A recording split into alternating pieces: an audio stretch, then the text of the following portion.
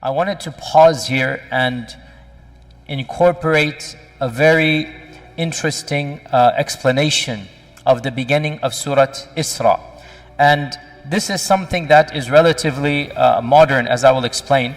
If you have a Quran, by the way, it would be nice if you check your Quran right now, the first pages of Surah Isra. If you have some type of Quran app or something, please take a look at that so that you can follow along. Because this is now another interpretation of a very classical set of verses that many ulama of our times, actually, more and more ulama are interpreting Surah Isra as being one of the signs of Judgment Day. And if you begin from the surah, it starts off with the issue of Subhanalladhi asra bi'abdihi, the issue of Isra, and the fact that Allah subhanahu wa ta'ala blessed the Bani Isra'il, and that He gave them some power in the land. Now, the verses then go on. وَقَضَيْنَا إِلَى بَنِي إِسْرَائِيلَ فِي الْكِتَابِ لَتُفْسِدُنَّ فِي الْأَرْضِ مَرَّتَيْنِ. This is verse number 4 of Surah Isra. Okay, follow along. These are very powerful verses. قَضَيْنَا إِلَى بَنِي إِسْرَائِيلَ. We conveyed and decreed to the children of Israel in the kitab. What is the kitab here? Most of our ulama said the Lawh al-Mahfuz. We decreed amongst the Lawh al-Mahfuz that to whom? To the Bani Israel. لَتُفْسِدُنَّ فِي الْأَرْضِ مَرَّتَيْنِ. You shall cause fasad in this world twice. You shall cause fasad twice.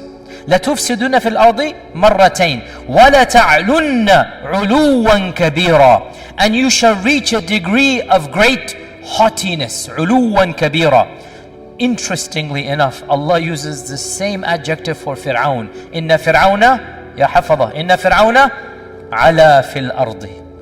So Allah is saying the Bani Israel will have two periods of might and izzah that they will honor or abuse. Which one?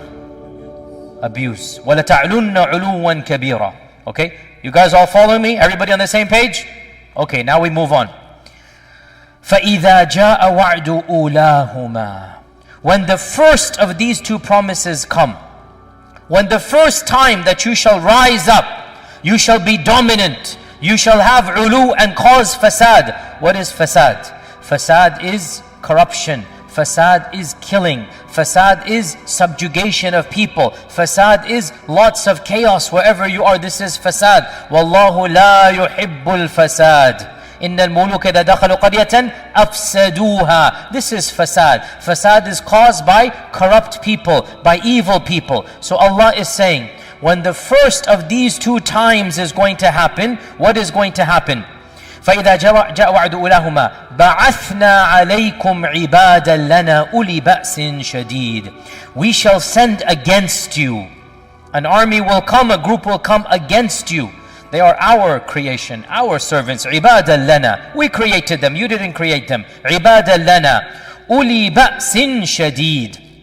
They have great military might. They are a strong qawm. They're not a weak qawm. أُولِي بَأْسٍ شَدِيدٍ فَجَاسُوا خِلَالَ الدِّيَارِ. And they managed to go and probe even into your houses. They're going to go and all the way destroy all the way to your houses. وَكَانَ وَعْدًا مَفْعُولًا. And this was a promise that indeed took place. It is a true promise. وَكَانَ وَعْدًا مَفْعُولًا. Everybody clear so far?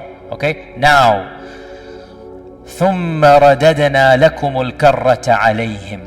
Then we gave you back a karra, a new chance. We gave you another chance. And we caused you to have a victory over your enemies. ثُمَّ رَدَدْنَا لَكُمُ الْكَرَّةَ عَلَيْهِمْ. So from being subjugated, from being humiliated, what happened? You rose up again.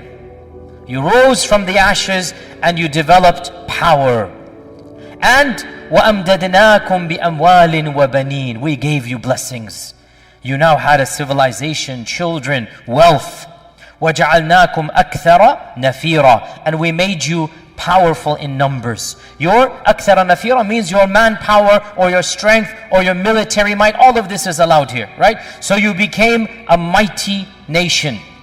ثم رددنا لكم الكرة عليهم وأمددناكم بأموال وبنين وجعلناكم أكثر نفيرا إن أحسنتم أحسنتم لأنفسكم.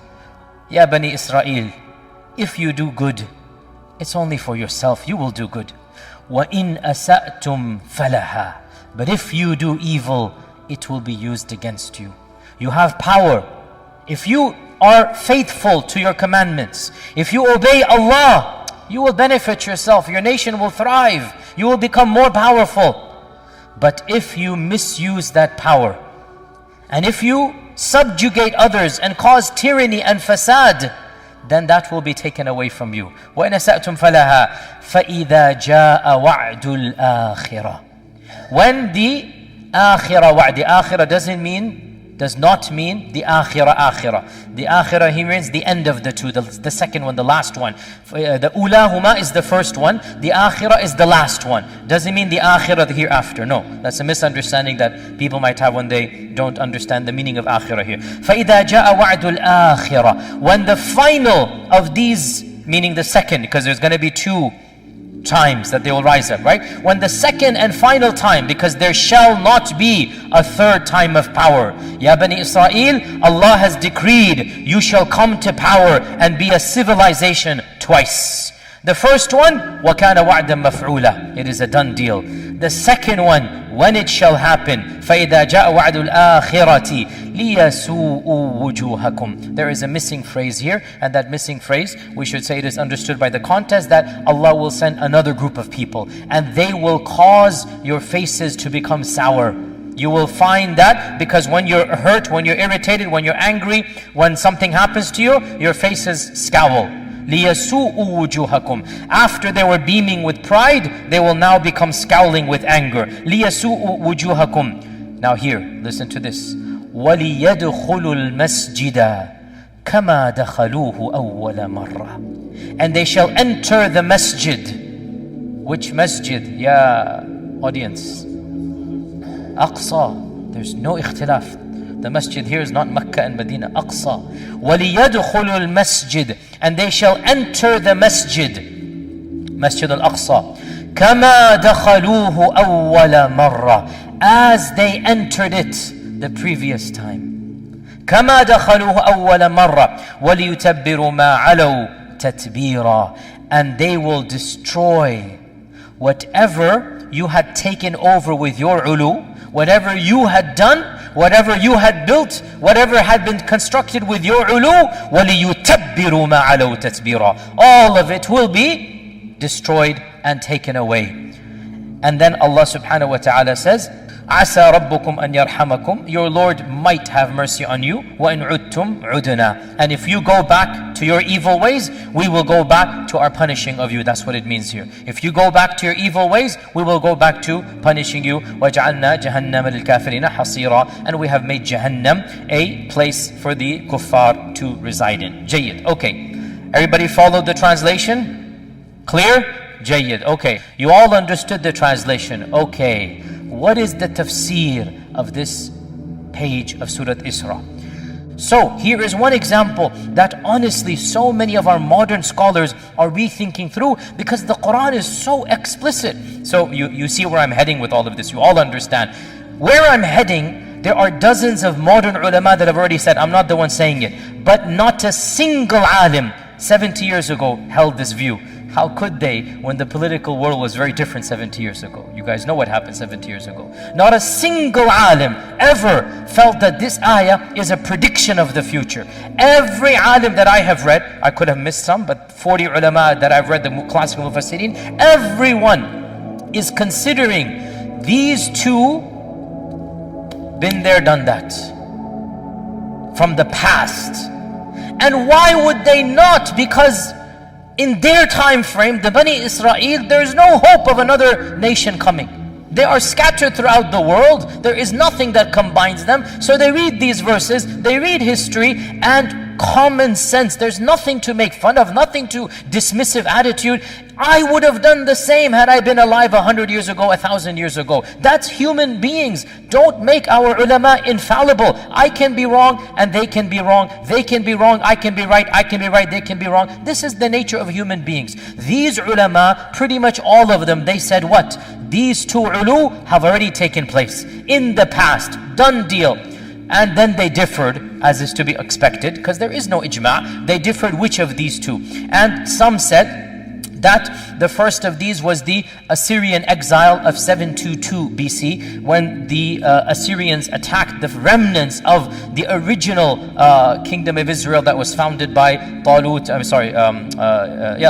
Dawood and Sulaiman, the ones who actually founded the original kingdom of Israel. It then splintered into two, and then these two disintegrated. One of them remained, one disintegrated, one remained. The one that remained was finally gotten rid of by the Assyrians who attacked them in 722 BC. And then another group came, and eventually the Babylonian expulsion took place under Nebuchadnezzar in 597 BC. So this is one interpretation, that the first of them was 722 BC and the second of them was 597 BC. Others have said, and this is very popular as well, and this is the position of even some of the tabi'un. Some of the tabi'un, this was their position, that the first of these, the ulahuma, is 597, when the second temple was destroyed. Maybe one day we'll have a longer history about the Bani Isra'il. There were two temples. The original temple of Sulaiman, that Allah Azza wa Jal blessed Sulaiman with, that the jinn helped him to build a magnificent structure that people could marvel at, because it wasn't built by humans only. So this was the jinn helped Sulaiman built the most magnificent icon in the whole world at that time. And this was destroyed in 722 by the Assyrian invasion. And then they built a second temple. And the King Herod built the other temple, which was then destroyed under the Roman destruction of 70 CE. 70 CE, after Jesus Christ, right? So from 722 there was no temple. Then King Herod built the temple again, and it was there for a few decades. Then in 70 BC the Romans came and destroyed the temple, and the Wailing Wall that we see today is the only remnants of the second temple built by King Herod. As for the temple of Sulaiman, nothing remains. Wala shay, nothing. What we have is the second temple, one wall, and that's the western wall, and that is the Wailing Wall that you know, that was built around the time of Jesus, and that is now the wall that they go and they worship at. So many of our tabi'un said the first is the expulsion of Bukhtanasar, because Bukhtanasar massacred them. It was one of the main massacres of the Bani Isra'il, and he was somebody who basically almost exterminated them. Then they had to flee to various places in the world, and then in the Roman expulsion as well in 70 CE, another wave took place. Jayyid. This is the classical interpretation, that the two have already occurred. You understand where I'm heading with this? There is a modern interpretation that a number of prominent ulama from across the globe, and I mean there are a number of names, but most of these are not to the level that we understand. Footnote here, generally speaking, students of knowledge stick with the madrasa they graduate from. So if their teacher said it, they will remain that way. So to break away from the tradition is not something that is typical, understandably so, and I'm not encouraging that. So whatever your teachers taught you, whatever you read Ibn Kathir and Tabari and Zamakhshari and whatnot, you will stick with it and keep on replicating. Alhamdulillah, there's no problem. Some people are willing to rethink through and break away. Sometimes that's good, sometimes that's bad. I'll be the first to say, not every breaking away is good. And those ulama who tend to do this, obviously they have to face their backlash and whatnot, but at the same time, they're the ones who produce some very interesting ideas, such as what I'm about to say. A number of prominent scholars in Egypt, in Bilad al-Sham, in Palestine, a number of places, they are saying, why are we assuming that these are in the past? The Quran doesn't say so. In fact, the Quran only says one of them, وَكَانَ وَعْدًا مَفْعُولًا. The first one has taken place. As for the second, the Quran does not say that it has taken place. Why are we assuming it has taken place? And now you see exactly where we're heading with this, right? So the first one would then be, most likely, the first destruction of the temple. That was when the glory of the original kingdom completely gone. And they have never had that type of political stability Up until when? We all know up until when. And so, Allah Azza wa Jalla is saying, ثُمَّ رَدَدْنَا لَكُمُ الْكَرَّةَ عَلَيْهِمْ. We give you one more chance and you were victorious over your enemies. وَأَمْدَدْنَاكُمْ. We helped you, we aided you. You had government aid, you had the largest endowments from the biggest superpower in the world. You had everything you could have ever wanted. Right? وَجَعَلْنَاكُمْ أَكْثَرَ نَفِيرًا. You couldn't have asked for more. With all of this, what did you do? إِنْ أَحْسَنْتُمْ أَحْسَنْتُمْ لِأَنفُسِكُمْ. If you acted properly, that would have been for your own. وَإِنْ أَسَأْتُمْ فَلَهَا فَإِذَا جَاءَ وَعْدُ الْآخِرَةِ. So then when the second time comes, لِيَسُوءُ وُجُوهَكُمْ, means there's a missing phrase like we said. Another group will come. And this group will eliminate the izzah that you had. And you shall see that your ulu and your fasad and your evil did not help you. And you will see it and your faces will demonstrate that. لِيَسُوءُ وُجُوهَكُمْ. Now here's the key point that allows them to make this tafsir. وَلِيَدْخُلُوا الْمَسْجِدَ كَمَا دَخَلُوهُ أَوَّلَ مَرَّةٍ. The group that is being referenced here, it is not alien to Masjid al-Aqsa. This group has already conquered Masjid al-Aqsa at some previous point in history. And now they are conquering it again. وَلِيَدْخُلُوا الْمَسْجِدَ كَمَا دَخَلُوهُ أَوَّلَ مَرَّةٍ. Who conquered Jerusalem once before and wants to conquer it again? So this was a complete different long tangent that needed to be done when it comes to Ashrat al-Sa'ad, the signs of Judgment Day.